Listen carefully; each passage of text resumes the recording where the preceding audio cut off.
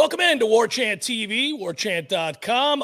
It's roundtable time, and it should be a lot of fun. Before we get started, make sure you like and subscribe, share, tell the world about the greatness that is warchant.com and Warchant TV, as others may very well want to watch videos like this, I should say. I got so excited, I stuttered. But when you like and you subscribe, others are more readily able to find said content, and that's a good thing. And right now we're talking about it. You can see it there on the screen. The NIL crisis in college sports, and we've reached crisis level pretty quickly, boys. There you see Gene Williams. There you see Ira and Corey, and I'm Jeff, and you guys are you, and thanks for watching this. Yeah, I'd say we've got a crisis. This thing spiraled out of control in a hurry. Gene, I want to look big picture and start with you. You're the founder and administrator, of course, of Warchant.com. So we've all watched the changes happening, and we've seen that we were headed on this collision course, perhaps in a way that maybe the NCAA didn't realize or bother to get out in front of. But now we have a real problem in the game because I think fans, more than anybody else, are disgruntled, and they're beginning to watch college sports become pro sports. Take it where you want to go about the crisis, NIL crisis in college sports, and I guess lay bare, and then we'll get into some of the other broader topics or specific topics. Yeah, where to begin? I mean, we've seen it, especially seems like in the last couple of weeks, it's just somebody put gasoline on the problem, and it is turned into a full-blown dumpster fire right now. The biggest examples we saw, I think, Jordan Addison, the Pitt stud wide receiver.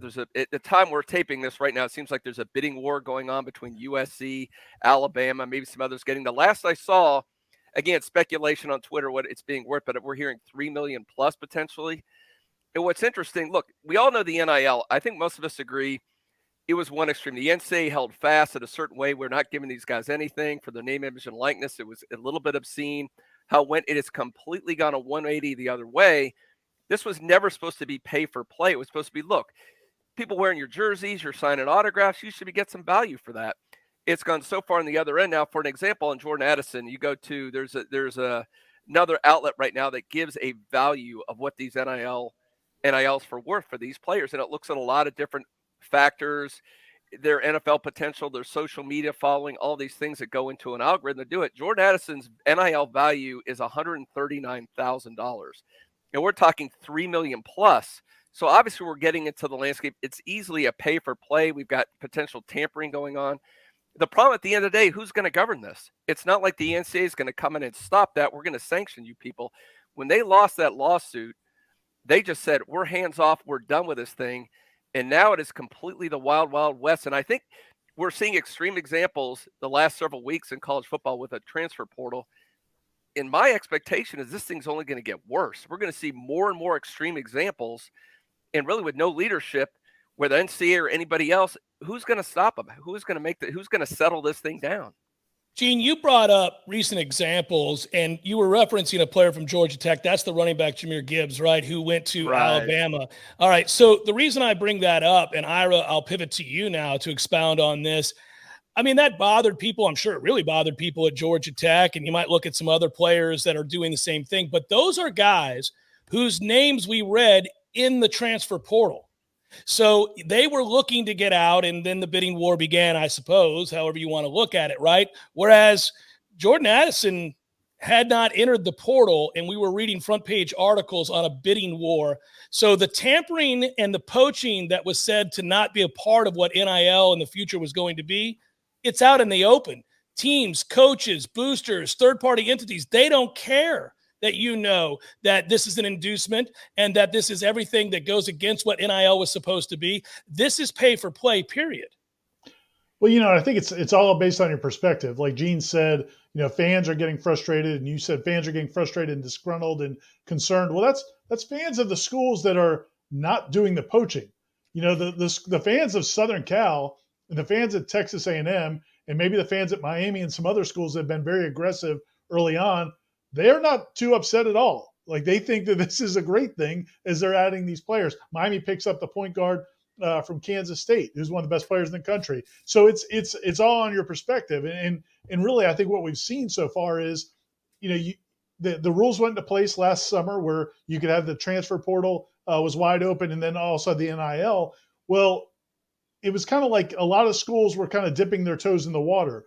Then we saw the signing period where Texas A&M comes up with the best, not only the best recruiting class they've ever had by a mile, but one of the best recruiting classes anybody's ever had. Like 8 5-star prospects signed with them just because they love Texas A&M or because of the NIL deal. So then you see, like, now teams are responding to that. And I think you're just seeing, it's like everybody's trying, the analogy you've used for years with cheating in college sports, everybody's going 65, 70, 80 miles an hour in a 55.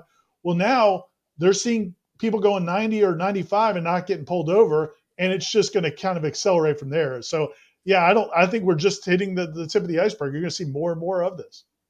We could get into in a second about how we got here, but Corey, I want to go to you because you come at it oftentimes when we have these discussions from a similar vantage point that I come at it from, and that I think college football or college fans in general, fans of collegiate athletics, come at it in general.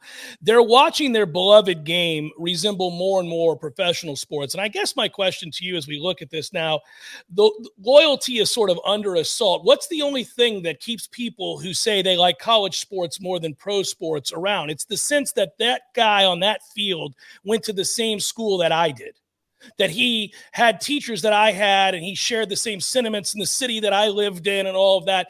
But as this happens more and more, as there's a poaching effect and an assault on the collegial nature of things, how in trouble are college athletics if we continue to go down this road, in your opinion?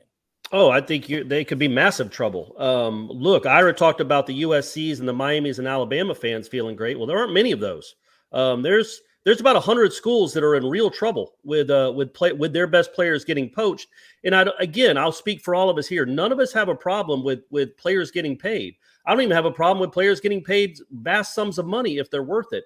What makes this different than the pros, though, is that there's no contracts binding. It's like everybody on the Tampa Rays is eligible for the Yankees tomorrow, right now. Right now, the Yankees could say, you know what?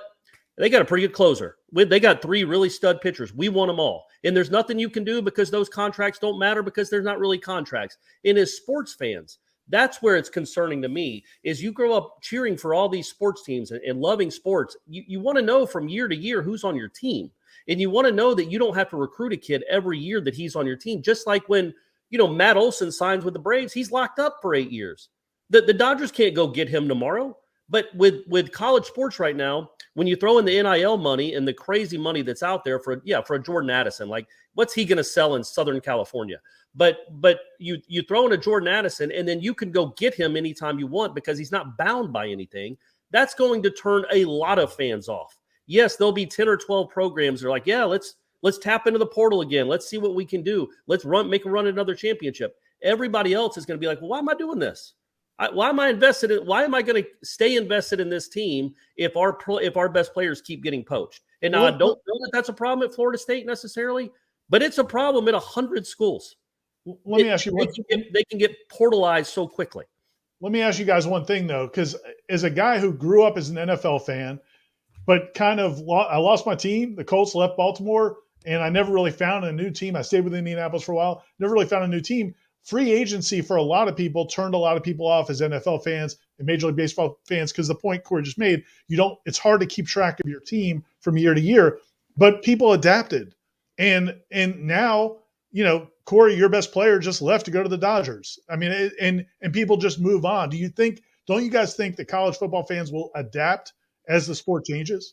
Okay, so let's incorporate all of this, and Corey, you'll get a chance to retort. But I want to go back to you, Gene. I want to retort now. Let me retort now, Chad. let him retort. Go retort. No, I just want to say the difference, Ira, is that Freddie had a contract that expired.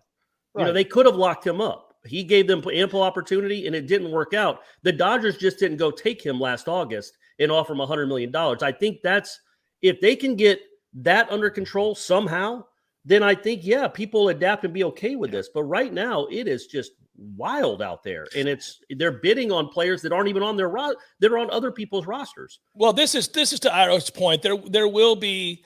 Everybody hates change initially, especially when it's a shock to the system. But one of the things, Ira, that I do think is problematic for college athletics is that you already have a situation where people and fans were complaining. Think about, for example, opt-outs. We have opt-outs in bowl games. We all remember when this happened. Nobody's still cool with that. Nobody thinks that's all right. I mean, it happens and we get it. And if you stand to make $1 million or more, you're not going to play in an exhibition game, a glorified exhibition game, but it still really bothers people. And every step along the way has been the further professionalization of collegiate sports. So fans feel like inexorably that's where we're headed. Gene, I cut back to you for a second. I think all of us would say, all right, well, universities will adapt. We'll adapt as fans. We understand that the new day is not the same as it once was. But the problem is, who's governing any of this? Where's the leadership? Who is going to preside over this wild, wild west of which we speak? When are we going to see the kind of things that allow for there to be parameters for which to operate? Because as of right now, it's he who has the most amount of money and is willing to go to the most extremes to win. And as Corey pointed out, there are very few of those teams. We can identify them. We know the ones that exist. And I bet you they're going to be the same ones that exist moving forward, especially when you consider this draft that just occurred, when all the teams and all the players that were selected were basically SEC and Big Ten players, and they stand to, as conferences, make more money than everybody else and thus have more of a pool to pull from to bring in players in the future. Well, and that's the problem. I mean, change is happening so fast. I mean, we knew change was going to happen. It was inevitable, but man, it is happening at an accelerated rate. It's like that snowball is going down the hill, getting bigger and bigger and bigger. And you look on the other end, as you point out, Jeff, there is no governing body right now. So it's like, well, then how do you get this together? College football, by its nature right now, is so fractured. You have effectively a nothing entity in the NCAA who's just sitting back watching this happen. Heck, the president just said, I'm out. I'm not even going to deal with this. And now what do you have? 5 different power conferences. You've got the FCS. You've got all these different TV contracts. How in the world do you bring this all together to get a governing body? And I agree. Ultimately, the deal is, as Corey pointed out, this is now a professional league. It is. For all intents and purposes, you need to embrace it. Amateurism is done. It's professional. But those professional leagues, even baseball, which is all about the players, they still have to sign contracts. They can't decide willy-nilly, I've got a 3-year contract, I'm leaving, I'm going to go to the Yankees because they're going to pay me more money. So my point is, when these players either sign with a school, recruiting, or they transfer to a school, at that point you need to sign a contract that protects both people, just like I do in an employment situation. I hire people, they've got to sign non-competes. There's a give and take for both sides. Right now, the players aren't giving up anything. It's just like, whoever's going to give me the most money, I'm out. The problem is, who is going to get together? I think all 5 conferences are somehow going to have to come together and say, we're going to break away. We're going to form this super conferences. We're going to have players. They have collective bargaining. Get the players involved in this thing and sign off on this thing. This is how we're going to govern things from here on out. And you got to implement it, but you better do it fast, because if they wait 5-6 years, all those fans at those 100 schools you guys talked about, they're going to be out. Well, Gene's jumping to the resolution here, and we're going to get to it. But I would note that if you make them employees, then you have to unionize the players. Yeah. Well, Gene, there are thousands and thousands. I mean, who's doing that? Who's unionizing? I mean, this is going to be interesting. I get your point, but you have to, right? Isn't that the only way this thing works? If you make them employees. In the interim, Ira, Corey, can we answer this? Because I have a bad feeling for the average Florida State fan. Their hands are to the sky, palms are to the sky, and they're going, so in the meantime, we get screwed? Because I think the answer to that is kind of yes. What can FSU do to combat this at a time where there is no regulation? Well, I'll jump ahead in here, Corey. I just think it's going to be, I think what you're going to see is a lot of the donors who have been donating money, and this is a big concern for a lot of schools, a lot of the donors who have been donating a lot of their money to athletic departments or facilities improvements or different sports teams now may say, you know what, I still want to give this $100,000 to Florida State, or I want to give $250,000, whatever they've been giving to the school. Now they may say, you know what, we've got to put this towards football. We have to go get the best players we can possibly get every year, whether that's through recruiting and whether that's through the transfer portal. And then now that money that used to go to the athletics department to support some of these other programs is all going to be diverted, I think, to football. I think there's going to be enough people, even at schools like Florida State, that are not as rich as a Texas A&M or USC or some of these other schools.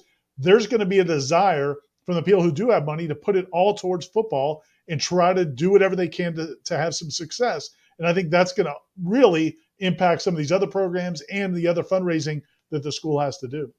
Corey, a quick question for you. Do you think at the end of the day, these television contracts are going to be the key to all of this, right? I would hasten the conversation towards streaming television contracts, because if we have something that is so regionalized or minimalized by the amount of people that can truly compete, then TV, the ad execs and folks are going to say, wait a minute. We're getting fewer and fewer people to watch a sport that was at one time growing and growing and growing.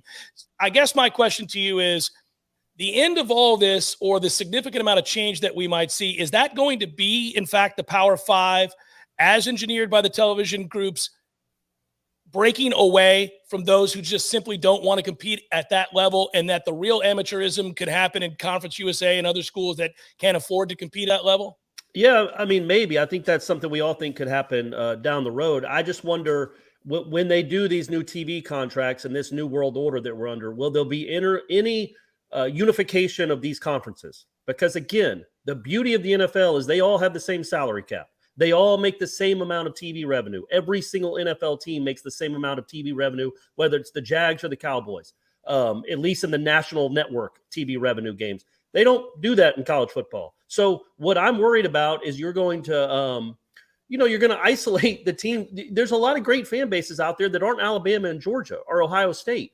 And when you don't give them near the amount of money to compete with the big boys, does that kill your product? And I just wish somebody somewhere had some forethought to think about what college football will look like at 2035 or 2040. We'll still care, I think, but you can't let this become horse racing. Horse racing used to be like the biggest sport in the world in the 30s. In NASCAR, even, like NASCAR is regionalized. College football doesn't need to be a regional sport. It needs to be a national sport. You need to keep everybody included. And that should be the goal of anybody that's making decisions for the future of the future of college football. Sorry, I slipped there. Well, and Gene, what that would be, right, as we kind of got to wrap it up, but I would say that what we're all going to monitor as passionate observers and fans of college football, it's one of the reasons we all got into this, is that we love the game so much at the collegiate level. And I love pro sports, but I always looked at it as very different. I'm looking more and more at pro sports and college sports as one and the same, and that's the pushback from college fans. People will adapt, but there have got to be unilateral rules, and I would guess that we're going to bet that's the Power Five breaking away. Yeah. I just wonder who becomes the czar of college football and says, okay, to Corey's point, in the best interests of college football, SEC, you can't go grab Texas and Oklahoma. You can't. We need other conferences to play by the same rules, where it's not just one poaching here and again and again and again, or else it's the ruination of the sport. But I think in the near future, nobody's coming to save Florida State. So for right now, as it amounts to Florida State, you got to hope that groups like Rising Spear and others that are coming together to help compete can identify and save money and be prepared for when situations like, let's just say, an Ezra Thomas or McCall or somebody like that has a great year and then is being sought or poached by SEC schools and others. Can we step up at Florida State and be able to pay those players? Because that's what the market dictates now. And Jeff, that's a scary part of it. Florida State hasn't really experienced it too much, but exactly what you brought up, that is going to happen to Florida State. It's just a matter of when. I can see those guys you mentioned, maybe say Cooper. We see like Amarian Cooper might be the guy with the most talent on the team, like an NFL type talent. Would any of us be surprised if he has an All-American type season this year? And then what happens when Ruiz from Miami comes in and says, you know what, son, I'm going to give you $5 million because I lost to Florida State again, and I love my buddies, and I can't stand that my Florida State buddies are giving me crap. So I'm going $5 million. And he's like, you know what, if I'm Cooper, I agree. I'm out. Give me the $5 million to go play at Miami. I'm going to go to the NFL either way. I'll cash in. I love Florida State, but money speaks. And that's the problem. I will say that one positive about this whole thing, Jeff, is maybe this will expedite what you're talking about. Maybe the Power Five, even Nick Saban has said this is unsustainable. He doesn't like it. So you would think even the SEC might listen to Nick Saban and say, we need to get together. We need to break away from the NCAA, start this group, have some kind of revenue cap like the NFL does, get together, incorporate, have a commissioner to oversee the greater health of college sports. Maybe this will expedite that thing. I don't know. My fear is, again, if it's not expedited and you say 2035, 2040, I don't know what's left of the sport. And I wanted to point out real quick, I think the NIL, what we thought was going to be great about it is after Dalvin Cook's sophomore year. My man, he was a household name. He was a great football player. He was not allowed to go make money for being a great football player. So it would have been fair. And we would have all been supported him making money off his name, image, and likeness because he was a big star. And the Slappy from Northern Illinois, Mr. Heisman contender, what was his name? Jordan what? Lynch? Is that right? Jordan, no, you guys are terrible. We all forgot him. Hey, that man, guy. I'm not the one that brought up Jordan Lynch in the Florida State NIL podcast. But I'm saying, like, that guy would have been an NIL superstar in wherever Northern Illinois is. Like, he was a big star then, and he doesn't get paid for football at all anymore. And those are the guys that could really make a living off this and have a boon to their finances because of that, because they deserve it. It's the guys that get paid before they've done anything, which goes against the very nature of what they were trying to create with this thing, I thought. But I also think, to follow up on what Gene's saying, though, the scenario where these players get poached, and the fact that there's not a market in place and there's not a structure or salary cap or anything like that is fine, except the reality of human nature is going to take effect, because we saw what happened at the University of Miami, where they go out and get this transfer from Kansas State and put out the number of $800,000 for 2 years. And now all of a sudden, one of their other best players is like, wait, I need a raise. So you're going to see that all these rosters where if Miami goes out and poaches somebody else's player, they're going to have problems on their roster with whatever those guys are making. And you're going to have this constant shuffling where maybe now that kid's dissatisfied. So Florida State comes in and says, hey, why don't you come to Tallahassee? I mean, I just think that in the short term, that's going to become the norm, where you're going to have players shuffling so often that I think that's going to create what I talked about earlier, where people just kind of expect it and accept it because that's the new norm, at least until something changes. Corey Clark, Northern Illinois in DeKalb.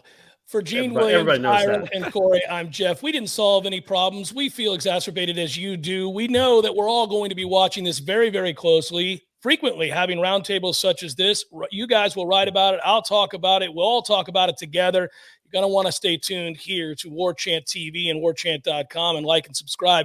Maybe we'll get answers sooner rather than later. In the interim, it's certainly fun to echo the sentiments of college football fans who feel like the sport's in crisis right now together. And so we'll lend our insights whenever we have them. Until next time, for those gentlemen, I'm Jeff. Thanks for watching, everybody. You guys take care.